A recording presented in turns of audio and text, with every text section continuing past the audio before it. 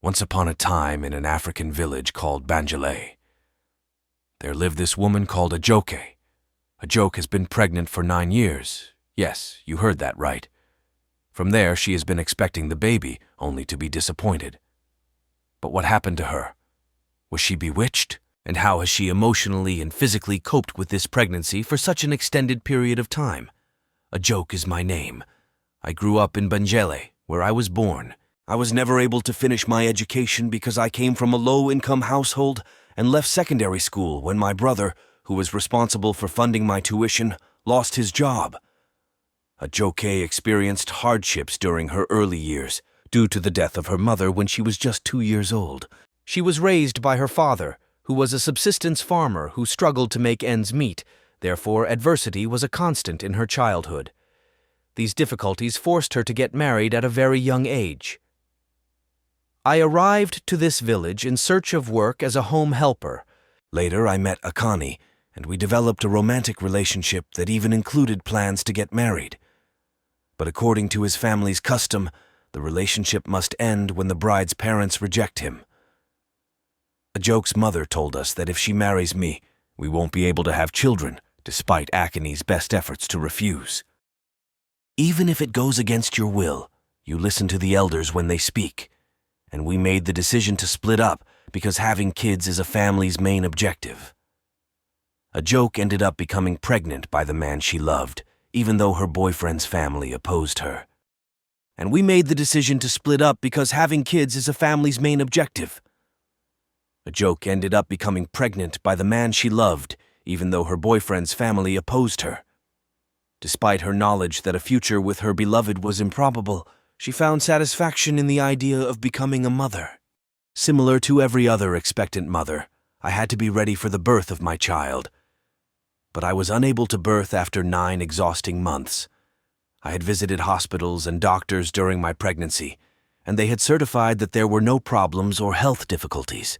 This was simultaneously really stunning and perplexing. When I consider how long I've been like this, I cry. Job opportunities have been hampered, and assuming I'm married, no man finds me appealing.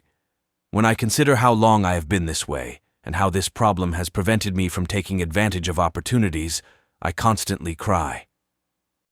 1. My weakness and constant need for rest make it difficult for me to get employment. 2.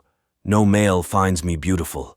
They all believe me to be a married woman, and I have no idea how I would justify this to others after being this way for such a long time. After receiving warnings from his family, Akani later wed someone else, left Ajoke behind, and has never followed up with her. He seems to have consented and made the decision to win over his family. Ajoke was traumatized when, after years of looking for answers, medical examinations produced no definitive results. She thought about returning to her hometown when all hope was lost, but she soon realized she couldn't leave the elderly guy she lives with. I'm still pregnant after nearly 10 years. I believe it stems from a curse placed by my ex's relatives. I think they may have charmed me. These days, I see the local doctors regularly, and new tests reveal that I am not carrying a child. Rather, tests have indicated that I may have some fluids, which goes against what I had been believing. However, the entire course of treatment would call for cutting-edge care, maybe including surgery to remove the fluids. Sadly, I am unable to pay that bill. Despite her terrible circumstances, Ajoke never gives up hope, which says a lot about her tenacity. She thinks of taking her own life, yet she holds on to the hope that relief will come one day. She just believes her time will come, and doesn't consider seeing traditional healers. You will perish if it's dying. I so refuse to flee or even waste what little I have on witch doctors. They just use me to their advantage. They don't do anything else. I'm not sure how, but I think maybe one day I'll be all right. However, I'll be telling a nice story one day. She says that there was a moment when she was unable to understand the purpose of life because of the endless agony that was causing her to have restless nights and mental anguish. She concluded that ending her life would be the best course of action because she couldn't comprehend why an innocent person would endure such suffering. However, fortunately, Several family members intervened and saved her before the worst of everything happened. For anyone watching me, I would like to get medical treatment.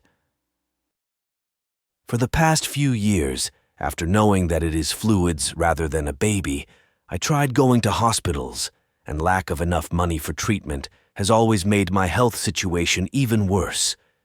Everybody wants to get treated, have a normal life, be able to work, and even live a better life.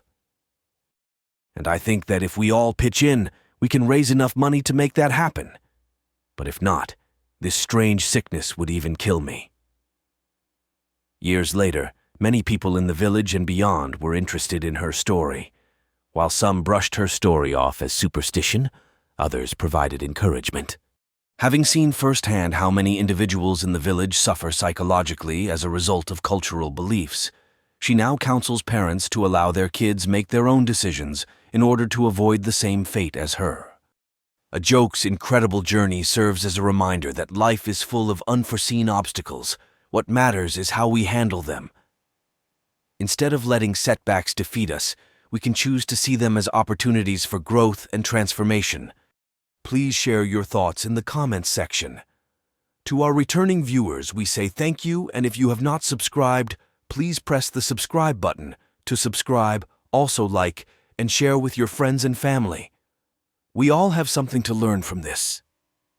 Thank you once again for watching. Bye for now.